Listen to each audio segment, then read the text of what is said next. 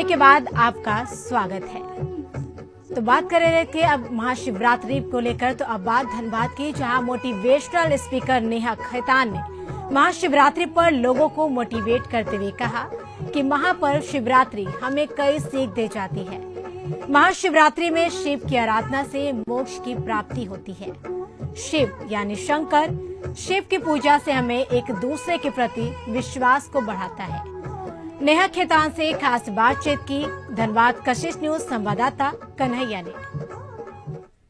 बातचीत कर रहे हैं नेहा खेतान जी से, और नेहा खेतान जी के बारे में बता दें आपको कि इनका एक यूट्यूब चैनल है और लोगों को अपने मोटिवेशनल स्पीकिंग से जो है लोगों को मोहित कर रही हैं। और आज हमसे खास बातचीत करने के लिए नेहा खेतान जी, सबसे पहले तो ये हम जानना चाहेंगे कि ये प्रेरणा आपको आया कहाँ से कि लोगों को आप अपने मोटिवेशनल स्पीकिंग से जो है लोगों को प्रभावित कर रही है, कैसे आया ये? नमस्ते, थैंक यू वेरी मच। सबसे पहले शुक्रिया मुझे अपने साथ जोड़ने के लिए।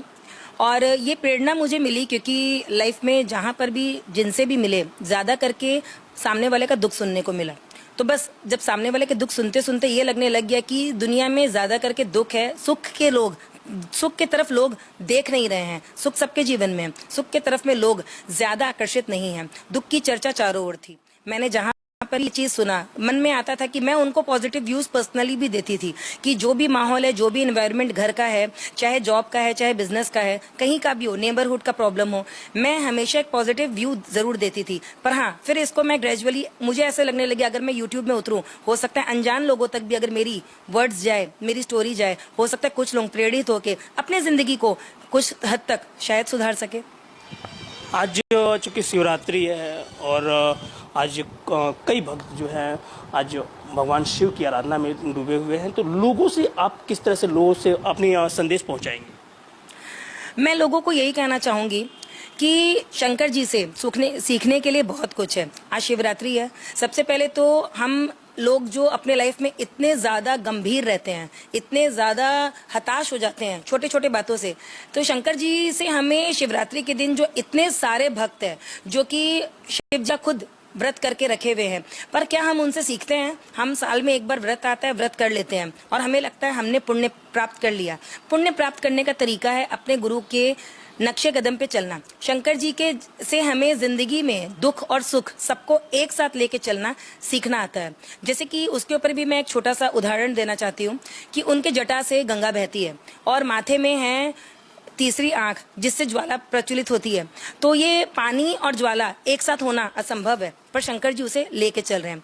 दूसरी ओर अगर हम ध्यान देंगे तो एक तरफ शंकर जी के माथे पे चांद है, चंद्रमा जो कि अपने आप में अमृत का प्रतीक है, और दूसरी ओर उनके गले में है विष। अमृत और विष एक साथ शंकर जी लेके चल रहे हैं, जिससे हमें सीखने को मिलता है कि सुख दुख कैसे हम लेके चल सकते हैं। शंकर मतलब ही होता है संग कर, मतलब एक साथ लेके चलना। जब हम शंकर को मानते हैं तो संग कर होना चाहिए। आज देखेंगे तो उनके गले में सर्पों की माला है और उनके बेटे गणेश जी, चूहे जिनका वाहन है, वो डरते रहता है कि कहीं सर्प मेरे पास ना आ जाए। और कार्तिक का वाहन मोर उनसे कहते रहता है चिंता मत करो, मैं तुम्हारे पास हूँ, मैं भी हूँ मोर को देखने के, चूहे सर्प को देखने के लिए। इसी प्रकार से नंदी जो कि गणेश जी का वाहन है, वो डरते रहता है पार्वती जी के वाहन से, शेर से, और शेर खुद डरता है शंकर जी से, वो तो उसको काट के तुरंत अपना वस्त्र बना लेंगे। तो इस प्रकार से हमें सुख दुख डर चिंता लेके चलना शंकर जी बहुत गहराई में सिखाते हैं। शंकर का मतलब ही होता है संग कर, एक साथ रहना। आस पड़ोस, बिजनेस, जॉब, सब जगह टेंशन है, परिवार में, माता पिता में, बच्चों में, साथ में लेके चलने को ही जीवनी कहा जाता है। मैं व्रत के दिन यही कहूंगी, ये आप जरूर सीखे आज के दिन।